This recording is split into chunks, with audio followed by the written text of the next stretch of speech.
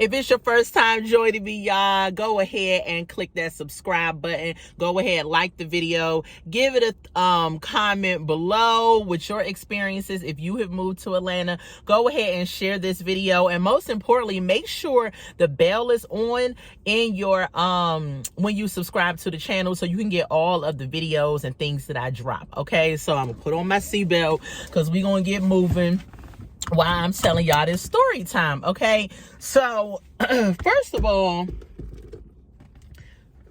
sorry y'all. All right, so first of all, if y'all do not already know, if y'all are new to my channel, I am from Washington, D.C., okay? Born and raised, love my city, but at a certain point in my life, I felt like my city did not love me. It seemed like I was only working just to pay bills. I went through a phase where I was not happy, where something had to give. Like I wanted more out of life, and I felt like, you know, going on and transitioning to a different area would give me that happiness, that more living. It will make things better for me and my daughter. And so I decided to do some research. I had chose 2 places that I wanted to move to, and because north at the time was getting so expensive, I knew I wasn't going to move anywhere north. So I did my research. I went ahead and I looked in Atlanta and Charlotte, North Carolina. So I visited both places before I moved. So I went to Charlotte first. Charlotte was cool. It was okay. It just wasn't my speed. It was something about Charlotte that was missing. I was like, no, I feel like this is not the click for me. So I did, decided no Charlotte. So I went and I visited Atlanta, and I had visited Atlanta when I was younger and I liked it, but I wanted to see what it was like now that I was older. And I went and I was like, you know what? I like Atlanta because it's more so my speed. It reminds me of DC a little bit. It was just, it was okay. It wasn't bad. So I went, excuse me, y'all, I got a burp, but it won't come out. Anyway, so I went and I visited Atlanta, and I was like, okay, this might work out. And I said, this seemed like it'll be a good move for me and my daughter.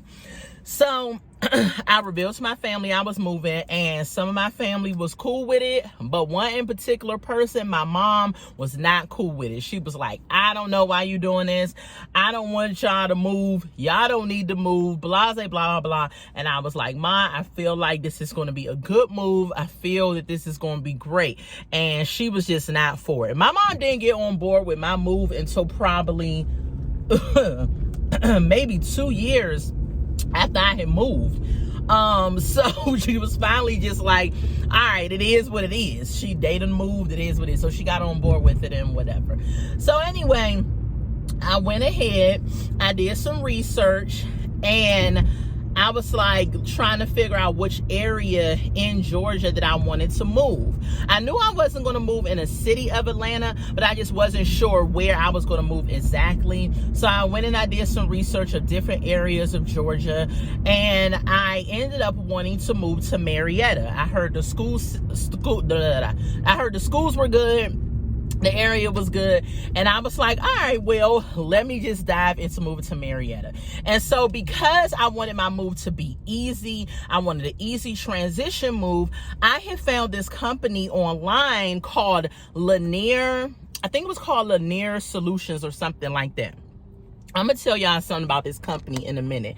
So anyway, I found this company. What they were supposed to do, they helped people that were from out of town that was transitioning to Georgia for it to be an easy transition.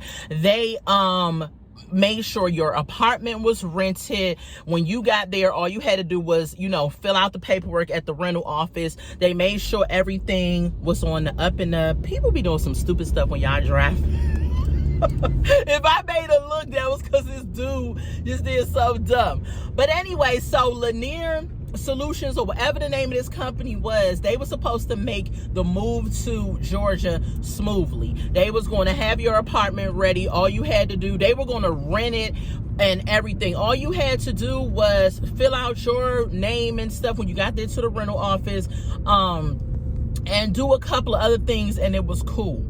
So at first I was skeptical, but then I read up on them. They were on a Better Business Bureau website. I spoke with a representative over the phone, and I was like, okay, let me give this company a try, because I wanted the move to be good.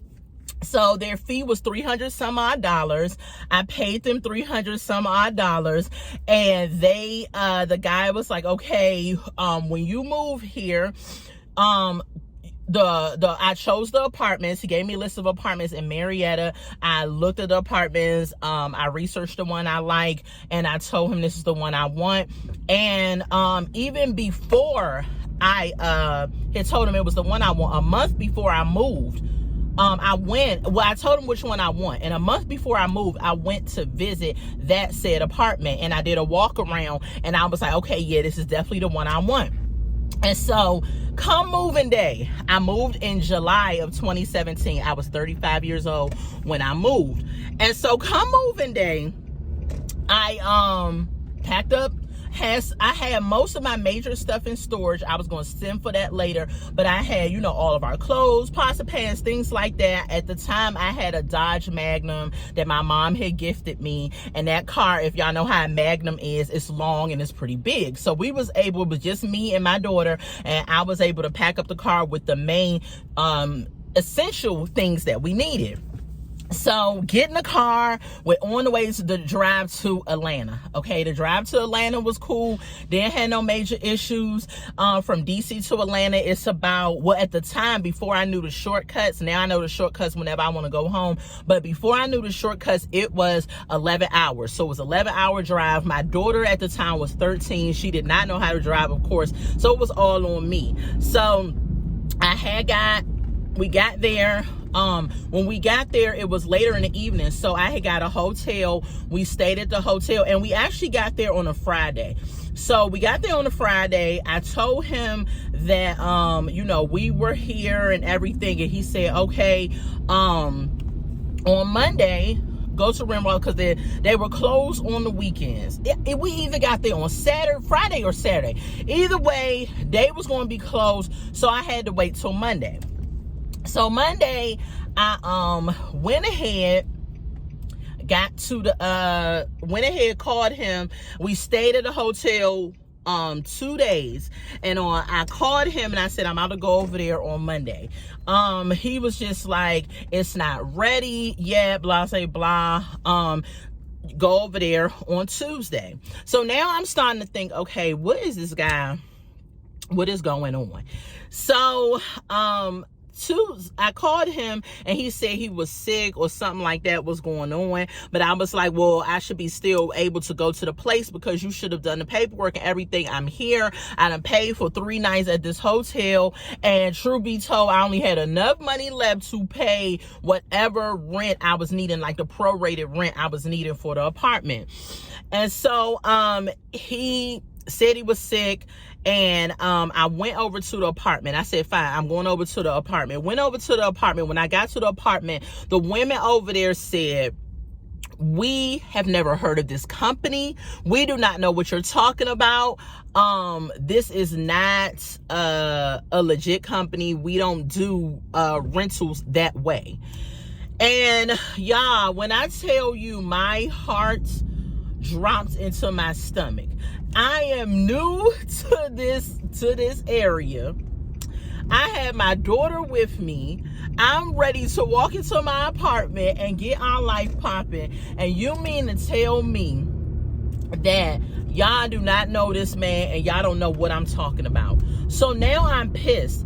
Literally, I am in Georgia and is homeless, like, at this point, because this man, they're saying they don't know what I'm talking about, and they don't know who this man is. So now I'm up here thinking to myself, oh my God, what am I going to do? So I can't panic, right? Because my daughter is looking at me like, okay, you know, what's up? What's the next step?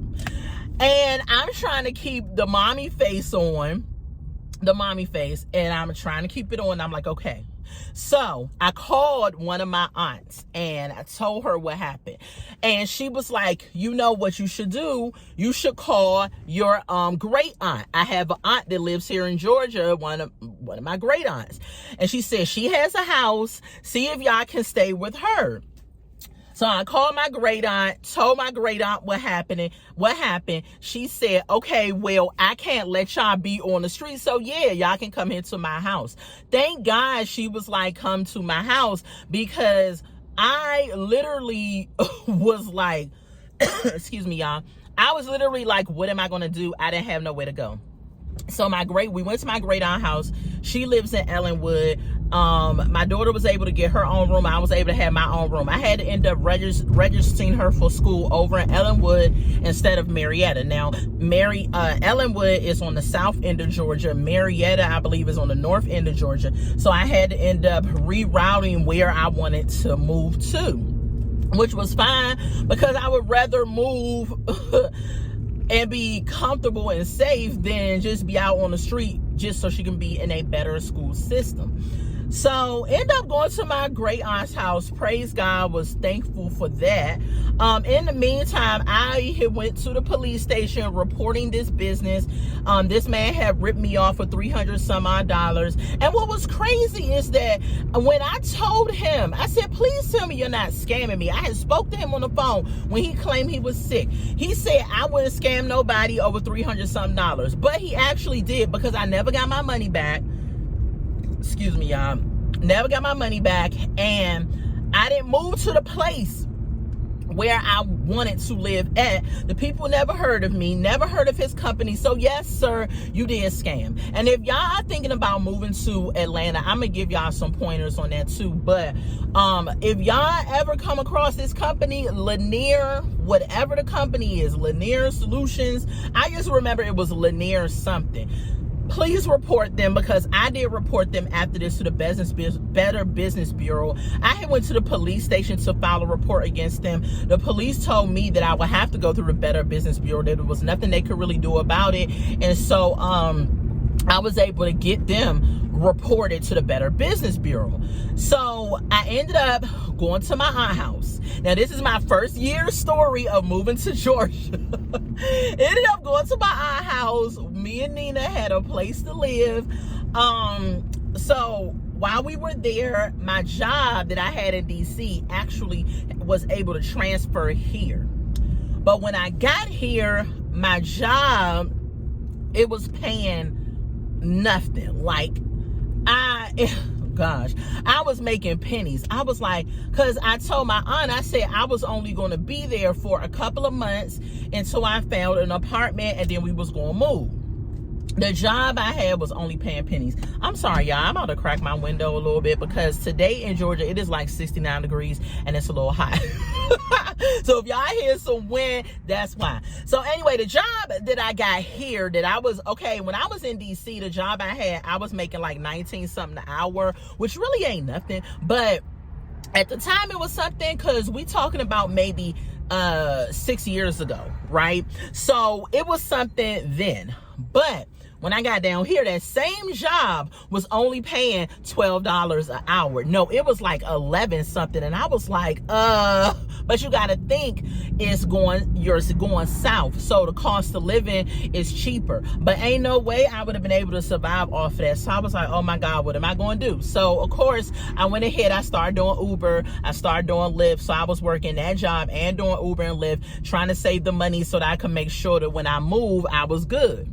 In the meantime of doing that, I went to a staffing company. I did not know that about this staffing company, but I went to a staffing company, and I went ahead and I found a job at the airport that was starting off with 15 something an hour, something like that. And I was like, okay, this is great. Okay, so I found that. I found the staffing company, got the job with them. Really was excited about that. Got an apartment. I found this apartment. The apartment was like $900 some. It was for 2 bedrooms, 2 baths. It was renovated. It was really, really dope. It was in a nice area. Okay, so I got my apartment, got a new job. Everything was looking on the up and up. So I get to the job at the airport, right? Everything was going great. 2 months in, my daughter got sick. 2 months in the job. Now, when you're at this job, you're on a 90-day probation. But my daughter at the time was still, 13. And I was like, okay, well, if she's sick, I'm going to stay home, nurse her back to health or whatever. Now, I did not have to be to work until 10 o'clock at night. So I called them at about 4:30, 5 o'clock p.m. and I let this job know that I'm not going to be able to come in because my daughter is sick. And so the job was saying, okay, we'll find somebody to cover you, blah, blah, blah. Hope your daughter feel better. So my daughter had one of those, our kids, the 24-hour bug. I really feel like she maybe didn't want to go to school the next day. I don't know what the heck was going on with her. But by the time it was time for me to go to work the next day, she was feeling much better. Okay, so I went to work. And if y'all trying to put 2 and 2 together in y'all mind at this moment, yes, she was a latchkey kid. I was in Georgia. I ain't had no babysitter, but she was about to be 14. So I was like, listen, I told her, listen, do not go to the windows, go in your room, don't open the door, go to bed. Everything was good. I was like, Lord, protect my child. All of that. We've all been there at some point, I believe, as parents, if you're a single parent where you have had to make a choice or a decision. But yeah. So I went to work. Maybe a month later, I got sick. And I was sick for like 2 days. And I had to call in my job. I called in at 4:30 the same time, let them know I was sick. So fast forward, I felt better, went back to work. When I got back to work, the supervisor told me that you called out 3 times within your 90-day probation period, and you have to fill out this paper to extend your probation period for an extra 90 days. So they had just given us the handbook, and I said, well, let me read over the handbook. What does the handbook say? So I read over the handbook, and the handbook said you cannot call out more than 3 days. So I went back to my supervisor and I said, well, in the handbook, it says you can't call out more than 3 days. So I only called out 3 days. And so I should not be penalized for extra 90-day probation because I didn't call out past 3 days, right? This is their handbook. So the lady was like, well, let me check with my supervisor and I'll get back to you and let you know if that is correct. I said, okay, fine. Didn't have no problem with that. So a month had passed. I was coming to work. I like this job, because that's weird. Because I've never really had a job that I liked. I'm going to just be honest. Because I always wanted to work for myself. I never had a job that I liked. Not even my job now. Now, I work for the post office now. And I would say this. The post office has afforded me some luxuries. I make way, way more money. I probably make more money than I have made in my adult life with the post office at this point. They set you up for retirement. It's a good job. Like, I'm not going to say that the post office is not a good job. It is. I don't like it, but it's a good job. So, but this job, I actually had liked the airport job. And so I wasn't late. I didn't have no write-ups in my employee file, nothing. And so a month goes by, she comes back to me with the same paper. Now, keep in mind, this particular supervisor is a gay lady, okay? Not that that means anything, but it's about to mean something.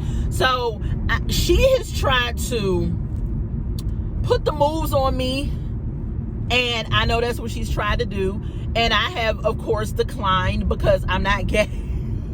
I'm not gay. So I declined, right? But I feel like this whole scenario went down because I rejected her. Now, that's what I know. That ain't even what I think. That's what I know. So I told her, I'm not signing the paper. Is it a way that I can talk to your boss? Because I know what I read, right? So she says, okay, well, I'll talk to him about it. A couple of weeks go by. I remember I was off for 2 days before I came back to work. And when I came back to work, she was standing down at like, we have to go on an elevator to go up to the area that we worked at in the airport. So she was standing downstairs, and we ain't never seen her stand downstairs. Now, she's supposed to be the supervisor for the night shift, but she always left early. She was never there on time. It was a whole big mess about her. So she went ahead and was standing downstairs, and we walking towards her, and we like, what is she doing standing downstairs? So when we get close to her, she asked me to come with her over to the lost and found area in the airport. When I get in there, the supervisor, which is this guy, what was his name? White guy. I can't remember his name. But anyway, he was in there like an episode of Godfather or something. He's sitting there in a chair, and I'm like, okay, what's about to go on? Like, I do not know what is going on. So he's sitting there in the chair, and he starts reading this letter, right? And in the letter, it's talking about, not being in the right protocol as an employee, being late. Being late, not having good work ethic, and not having proper behavior protocol and everything. And I'm thinking to myself, do they want my opinion? Like, who are they talking about? So at the end of the letter, he says that this is a copy of your letter, and we have to terminate you. I said, terminate who? He was like, we have to terminate you. And I'm looking at him, and I'm like, on what grounds? I said, I'm never late. I don't have any write-ups in my employee file. I don't have anything. I do my job to the best of my knowledge. Like, why are you firing me? Like, I just did not understand that. And he just said, thank you for your service. We're going to have to terminate you. That's what he kept saying, and he did not answer. I literally was in this office, y'all. This was the weakest moment of my whole life that I ever had, y'all. I was in this man's office. I was crying in this man's face, telling him that I just moved here to Georgia. I just got my apartment. I have a daughter. Please don't fire me. Only thing I had to fall back on was Uber, and Uber was good, but if you weren't on Uber like 8 hours a day, or if you didn't do it like a job, it wasn't going to do what it needed to do for you. So this guy was basically looking at me like, and he was a white guy, and that don't mean nothing. If you come across my page and you are white, I apologize if this makes you feel away, but the way that he looked at me, the way that he just made me feel in that moment made me feel like he was like the slave owner, and I was like groveling at his feet to not whoop me or send me to some type of disciplinary action that they did back in the day. That's how I felt. Now, I'm sorry if it offended anybody or what I just said, but that's how I felt in that moment.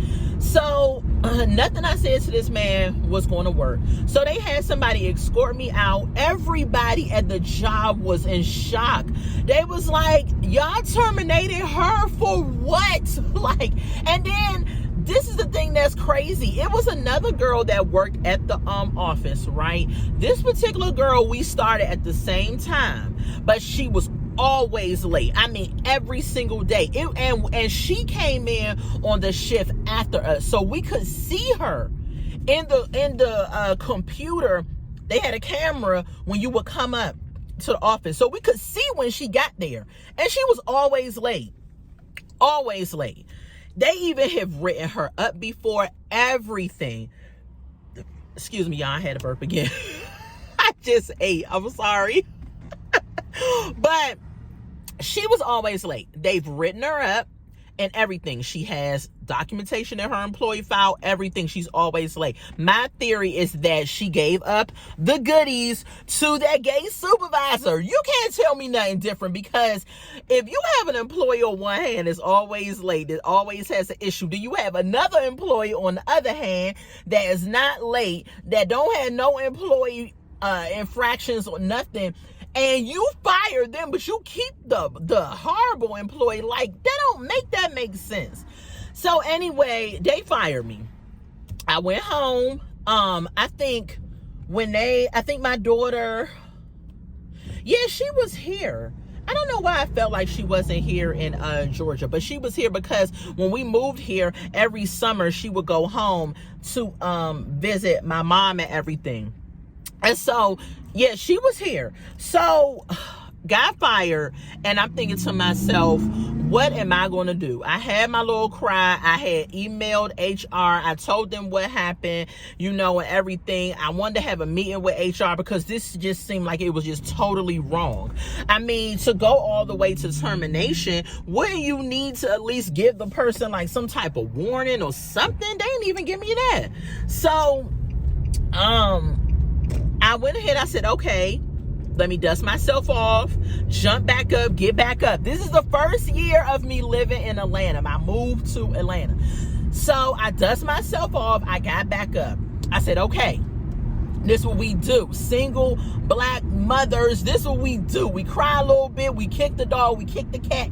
Then we get back up and we carry on with life. So when they fired me, my taxes, it came back, y'all. Like, my taxes came back. I think it was like a week after they fired me. So I said, bet. I got enough on my taxes where I was able to pay my rent for 2 months in advance. So I went ahead and I paid my rent up for 2 months. Bet. I said, I'm going to pay my rent for 2 months. In that 2 month time frame, I'm going to look for a job every day, and I'm going to do Uber until, and store money away and everything. And I had a plan. I thought this was going to work. Yeah, before COVID, let me tell y'all something. Before COVID in Georgia, you could not find a good job to save your life. Really, you couldn't find any job. It was ridiculous. It was like nobody was hiring. After COVID, the floodgates opened up. Everybody was hiring, and not just hiring some little job. Like, you could get a job that was paying some decent money after COVID. So anyway, pay my rent up. Went ahead, was doing Uber. In the process of me doing Uber and everything, my car broke down, y'all. I was like, oh my God. I was like, oh my gosh. So car broke down and it needed a starter. I think it needed a starter. So I went and I had to buy the starter. Y'all, I think the starter was like $300 something. Now, mind you, I had started storing away money. I was up to like $600 and my rent was $9. But I had paid it up for 2 months already. So I was like storing the money away. In the meantime, between time, we still had to eat. I still had to pay my electric. I think I had Wi-Fi because I had a Fire Stick. And I still had to get gas for Uber, and my cell phone bill, because I needed the phone in order to do Uber. So I had other bills that I had to pay on top of rent. So here I am trying to store this money up, pay my little bills and stuff like that. And in the midst of it, my daggone car broke down. I was doing Uber one night, y'all. It broke down, and it was raining. It broke down at a turn lane. I don't know if I had somebody in the car or what was going on, but it broke down and I was so upset.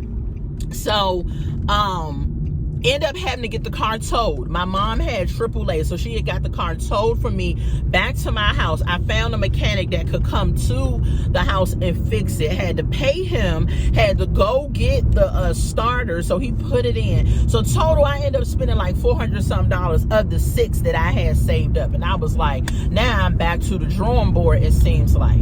And so, I kept trying to look for jobs. I could not find anything. I ended up finding a Frito-Lay job. Now, Frito-Lay, I hate y'all.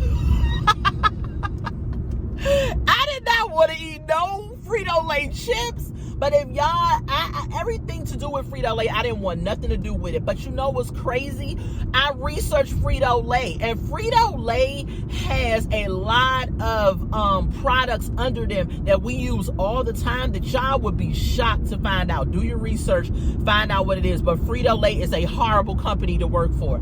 So in the process of looking for a job, I did find Frito-Lay.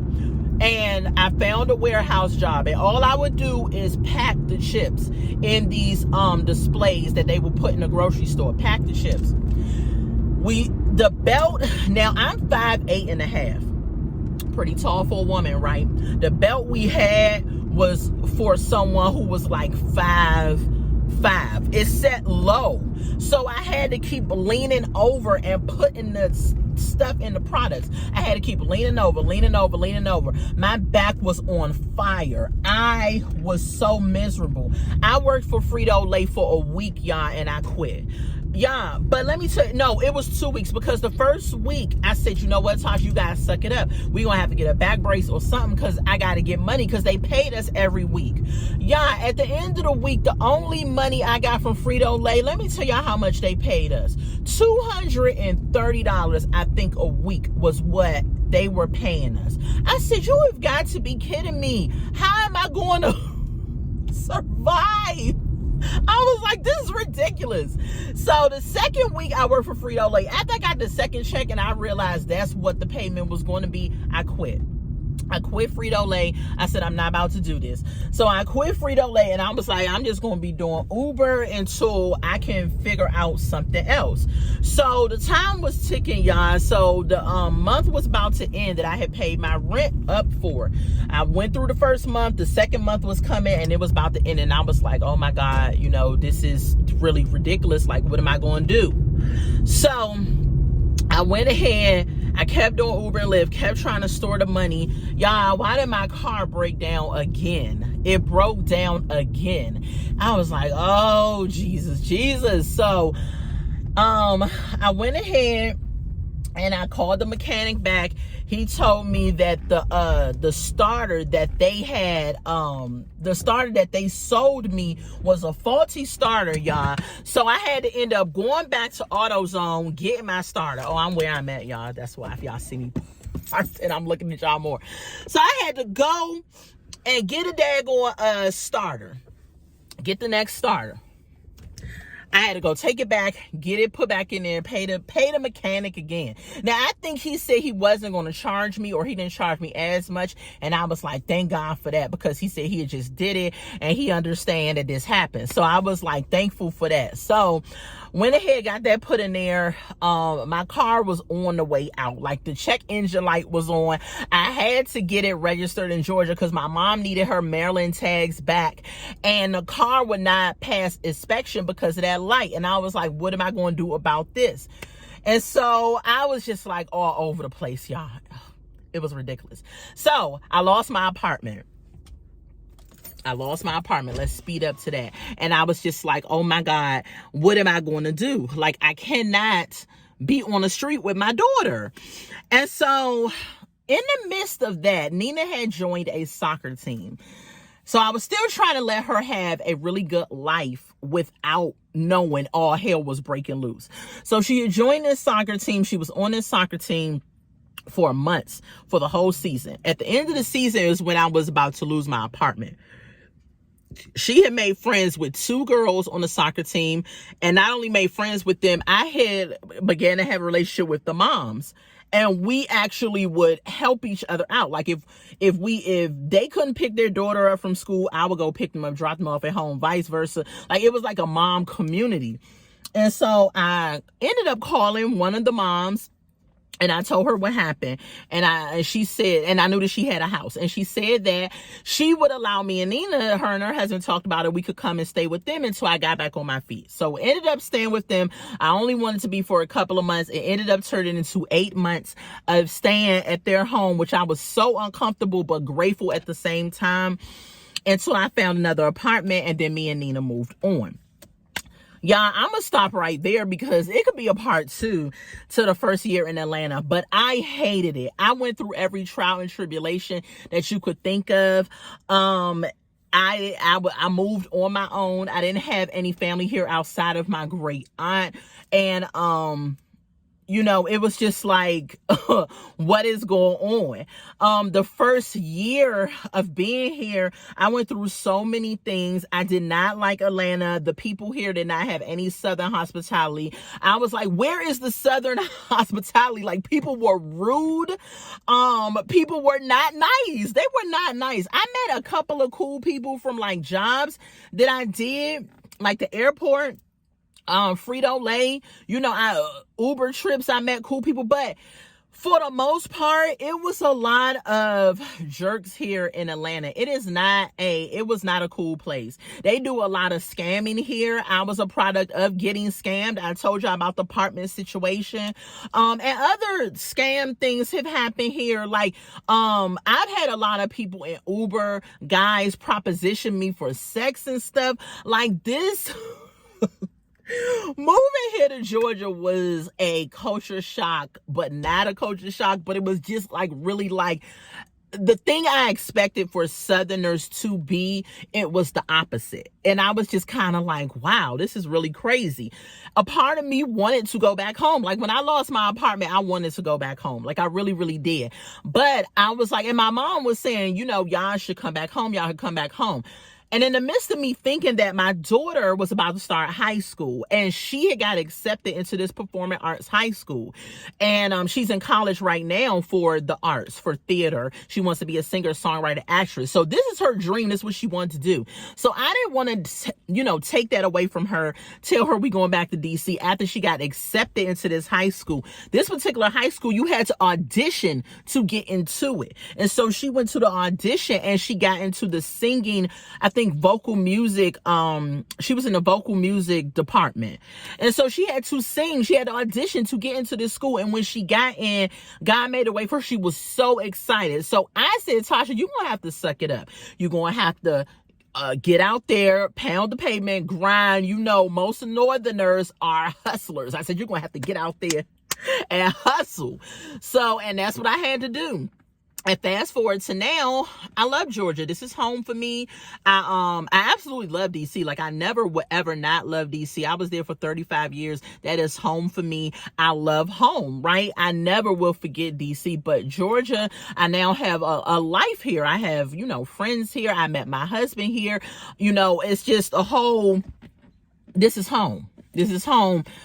For me, for the moment, because me and my husband, we always talked about, you know, Georgia does not have to be the last stop. So I don't know where the page is going to turn and take us maybe somewhere else. But as of right now, this is home and I love Georgia now. But in the beginning, I promise you, if you're moving to Georgia, it is going to take you at least a year or two to get reacclimated to this area. I promise you. A couple of things you need to understand when you move south. If you're thinking about moving to Atlanta, this is what you need to understand.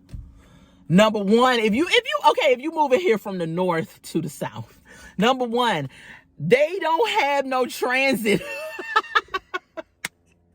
They got transit, but it's only in Atlanta, like the city of Atlanta. Outside of that, they don't have no transit. I have never done so much driving before in my whole life. Living in DC, 30 minutes, maybe 40 tops will get you through the DMV anywhere you need to go. And if you don't want to drive, you can just hop the bus, hop the train. Like when I realized that their transit was not going to be a thing, I was like, oh my God, I do not want to do this much driving. They don't have no transit. That's number one. So you got to have a car. You have to have a car. You have to. Because if you don't, you're going to be messed up. Number two,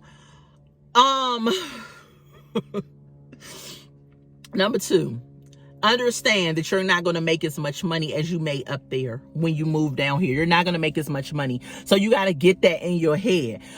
You need to save before you move. Like that is one thing that I did not do, which I wish I would have done. You need to save. You need to at least be able to pay your rent up down here for maybe 6 months to a year. Real talk, because you're not going to make the same money that you was making up there. And so you're going to have to save and all of that. You're going to have to get adjusted to that. And it was a big adjustment. I wish I would have saved money. So you're going to have to save because you're not going to make the same money. Number three, don't think these people down here, some of them are not nice. The Southern hospitality is out the window. Maybe that's in another Southern area, or maybe it was back in the day down here, but it is not what you think. It is not what you think. But you're going to have to you're going to adjust because you're going to meet cool people, but a lot of them do not have that Southern hospitality. A lot of them are on scamming stuff because I don't know why. I don't know why they have to scam down here. I think it's gotten a little better because people are understanding and learning what the scamming looks like, but they scam a lot down here. I'm telling you, not just the apartment thing. Like, I started doing vendor events once I started my jewelry business and everything. I started doing vendor events. A lot of those was scamming. They will promote that this vendor event was going to be so great and everything, and it wasn't nothing. So they would get your money and then you would make no money. So they just do a lot of scamming down here. Is unreal. What else, y'all, that you need to know from north to south? It's hot. It's really, really hot. Like, today it was 69 degrees, and I think and the weather is fickle. I think tomorrow is supposed to rain, and then starting Sunday it's going to get cold again. So the weather is fickle. But when it turns summertime, and I did not notice, I should not have moved here in July. Like, July is a really hot month. It was burning up. Like, Hotlanta, that nickname they got, it really is hot down here. So the summer months is hot, but the weather, I do like the weather because it's not freezing cold in the winter. I think this is the first year where it's been like really, really cold. But other than that, the weather is pretty cool. But if you can get past all of that, you'll be good. It's not a bad place to live. I would say this: if you do move to Atlanta, do not move in the city of Atlanta. Even though I'm a city chick, I like the fact of being on the outskirts. I feel like you should move outside of Atlanta because, number one, it's cheaper, and number two, you get more space and everything. And there's some beautiful places on the outskirts of Atlanta. So look outside of the city, not so much in the city. Even though I would love to have an apartment in Atlanta because I like being able to go outside, walk down the block, go to the corner store, do this and do that, go to a restaurant around the corner. Like, I like those things. But as far as living on the outskirts, it's a little bit more peaceful, a little bit more calm, and you get a lot of bang for your buck. I will say, the houses down here are not as expensive, and you get a lot of bang for your buck. That is a big pro if you're planning on relocating to Georgia. So anyway, y'all, that was it. This is my story time, and I gave y'all a few little tidbits about moving to Atlanta. But this is my story time on my first year of living in Atlanta, moving to Atlanta. This, like I said, this is home now. I love it now, but my first year, it was a hot mess, and I hated it. I was going home. I was going to go back home. If it wasn't for Nina getting into this performing arts high school, y'all, I was going to go back home. And I'm glad I didn't because she was able to finish out school. She was so happy. She made friends, everything. And then I was able to meet my husband too. So I'm glad I did not go back home. But y'all, if none of that had happened, I was going to go back home because it was just not working out for me my first year. But now, it's home. I'm used to it. I'm comfortable, and everything is everything. So y'all, this was my story time of my first year in Atlanta, how Atlanta was a hot mess for me. Thank y'all for watching. Thank y'all for tuning in. If y'all love my story time, if y'all love my channel, if y'all love my vibe, go ahead and click that subscribe button. Go ahead and leave a thumbs up, and go ahead and leave me a comment. Let me know if you have experienced certain things with relocating to other areas as well. And most importantly, make sure your bell is on when you subscribe to the channel so you can get all of my juice when I drop it. Okay, y'all? I love y'all so much. Thank y'all for watching and tuning in. Until we meet again. Bye, y'all.